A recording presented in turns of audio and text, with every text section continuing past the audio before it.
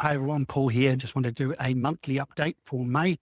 And today the update is called New Zealand. You don't know how lucky you are. So there's been a lot of things going on, and I wanted to start by saying that I'm going to be looking at three different areas here: the New Zealand market, the UK, and Australia, because there's been a huge amount of announcements. So here we go. So the Australian government came. So it didn't just shift the ground, it absolutely cracked it open.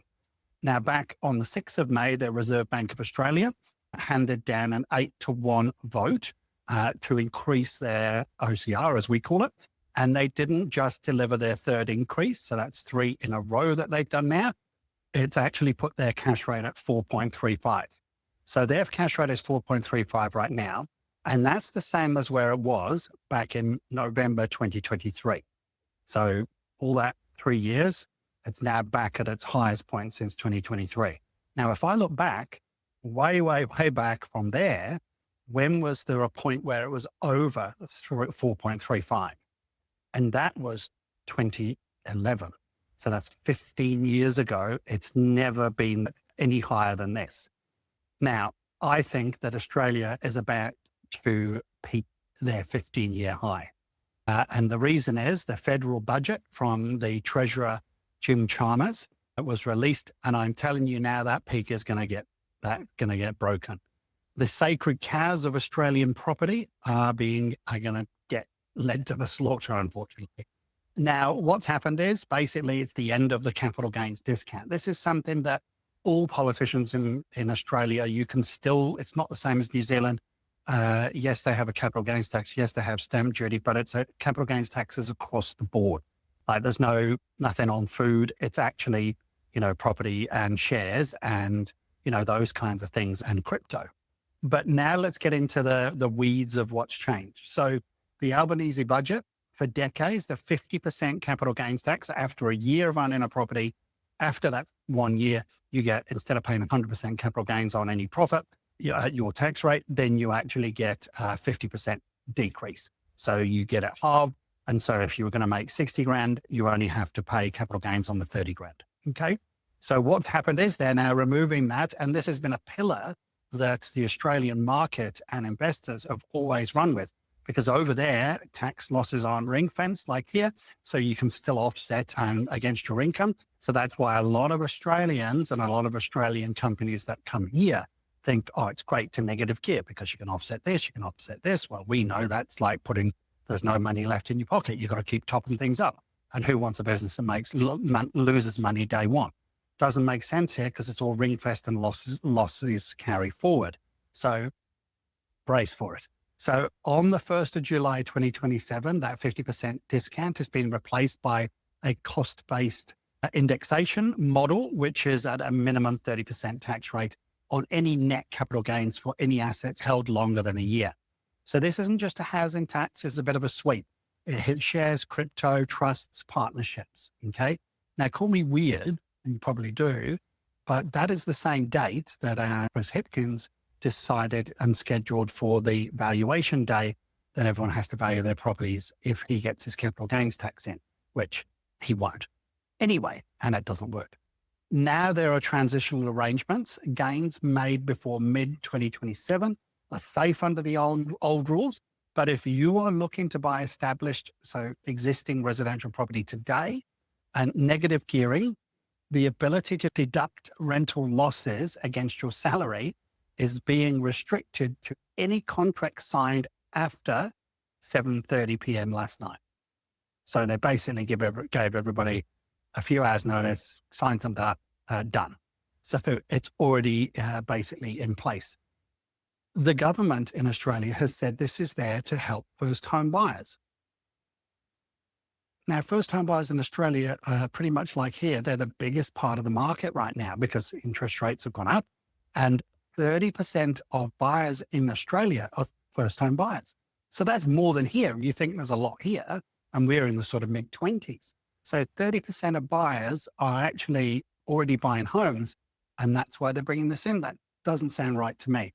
They're also promising $250 a whole $250 to low income earners.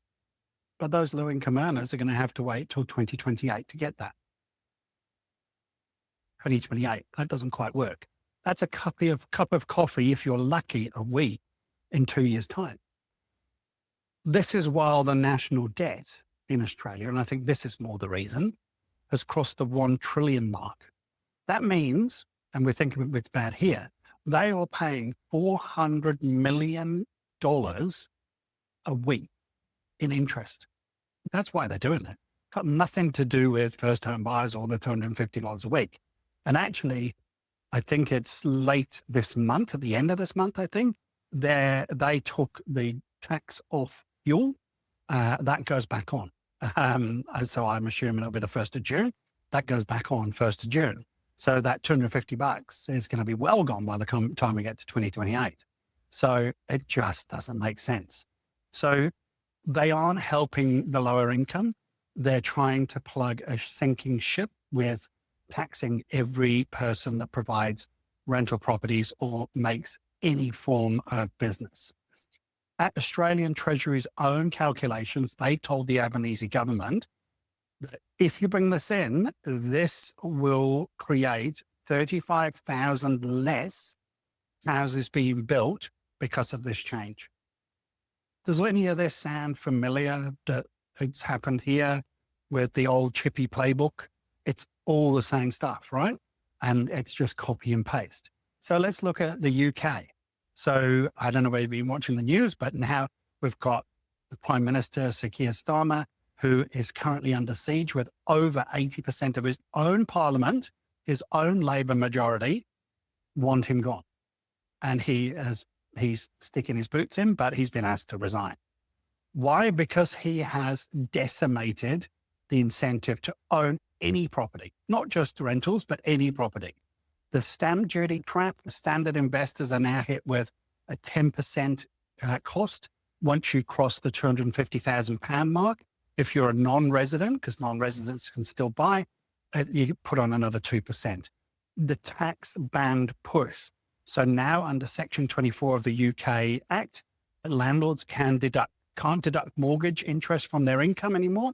And this is so it gets pushed onto your tax. So if you're making any income, it just puts your income up, which means you go into a higher tax bracket, which means you pay more tax. And now it's pushing people into the 40 and 45% tax brackets. So again, we don't have those. And this doesn't matter even if they're after tax, they're not even making a profit. So starting next year, they're introducing a specific tax rates for property income, which is 2% higher than standard income because landlords don't pay national insurance. But national insurance is like ACC here. So it's like, well, but it's a business and I pay my ACC anyway because I'm a landlord, so I do it anyway. But no, we want that as well. So they've even capped inheritance tax relief for farms. So this is something they stayed away from because the UK is such a big provider of food. And so it was too hard for kids that worked in the farm to then inherit that farm and then grow into it and run it. That's the way it used to be. But now they say, no. If you want to do that, you're going to have to buy the farm. And who's going to come up with £4 million to buy the farm that you've worked on, for your parents all that time? So to hand down a family farm, now the government will take half of everything over £1 million. So no wonder this weekend, the 16th of May, London is bracing for massive demonstrations on Saturday. And the UK is warning, when you tax more assets more than labour, you don't create equality, you create stagnation. So thinking for myself, I still have family in the UK. And right now, if you're a migrant that gets on a boat and goes across from France, you land in the UK, you've got no right to be there, no citizenship. You're not been forced out of your country. That's just where you go because you can fudge the rules, right? They get private health care. They get private dental. That's above my family. They get accommodation allowance in hotels and they get food allowances and cabs everywhere. Don't have to take the bus. It just doesn't make sense. None of my family get that. They have to pay for it or wait for the, public health to go through the system. But everyone else can go private. So get on a plane. So there was another thing that came out recently with Michael Yardney, who's an Australian investor. And he wrote before the budget a thing around why it won't work, because obviously everybody knew what Albanese was looking to do. And he said, okay, the New Zealand experiment is what he called it. So just to quote Michael here, it's really important. And it's been telling Australians to look at what happened across the Tasman in New Zealand over the last 4 years. New Zealand actually did what Chalmers is trying to do. They removed interest deductibility, they attacked negative gearing, and the results were ambiguous. It didn't make houses cheaper for first home buyers. It made renting a nightmare. And I remember first home buyers, they were pushed out of the market. Renting, there was queues at open homes just so people could see. They could get a chance of getting in. And it squeezed tenants cost-wise, basically until they couldn't breathe, because it was, like with petrol, it goes up at the barrel, it goes up at the pump. You pass these costs on. This is what Australia is going to have to do now. So it was a failed social experiment. The New Zealand government eventually realized that punishing existing investors didn't build a single home. It just reshuffles the deck while the houses are on fire.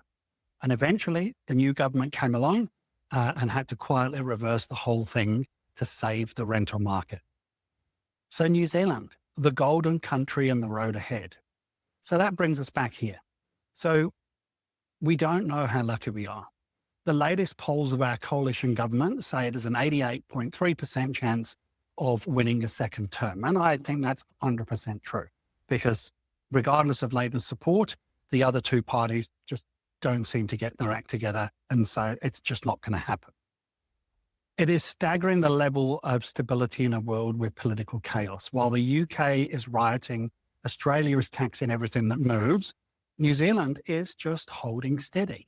Some people don't like the way it is, but it is holding steady, and it could be a hell of a lot worse. Westpac's economist Kelly Echold dropped some reality. He said, we aren't going to have a recession.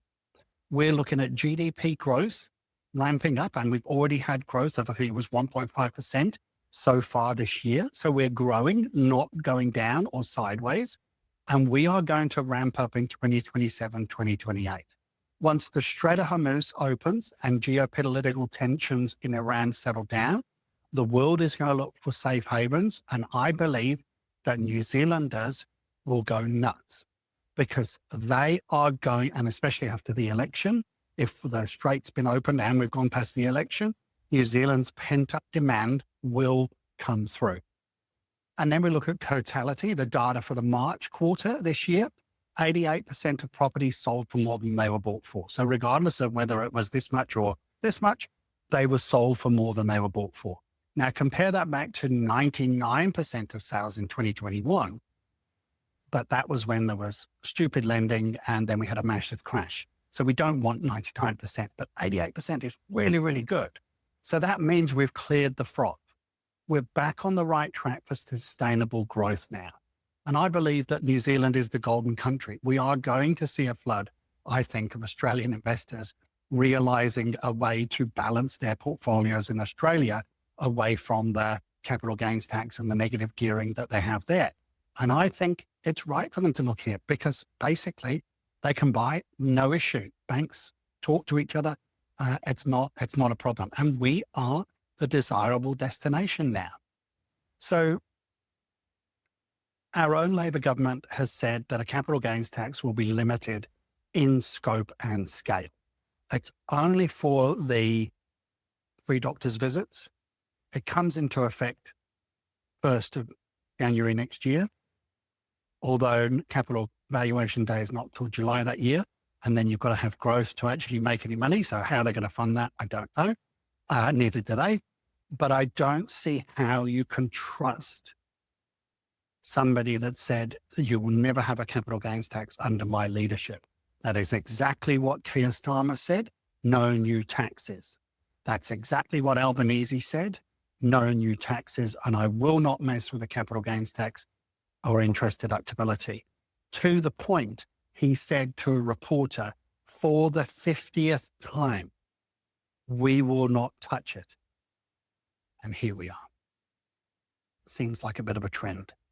So as an investor, your job is to go where the capital gains are and where the good returns are. Right now, that is here. That is New Zealand. And that is what you need to remember and be focused on. If you are able to buy well, buy now, talk to your coach, get your lending ready if you're not ready, or talk to the mortgage broker, work out what you need to do to get ready. Okay? And I'll leave you with this. Margaret Thatcher famously said, the problem with socialism is you eventually run out of other people's money.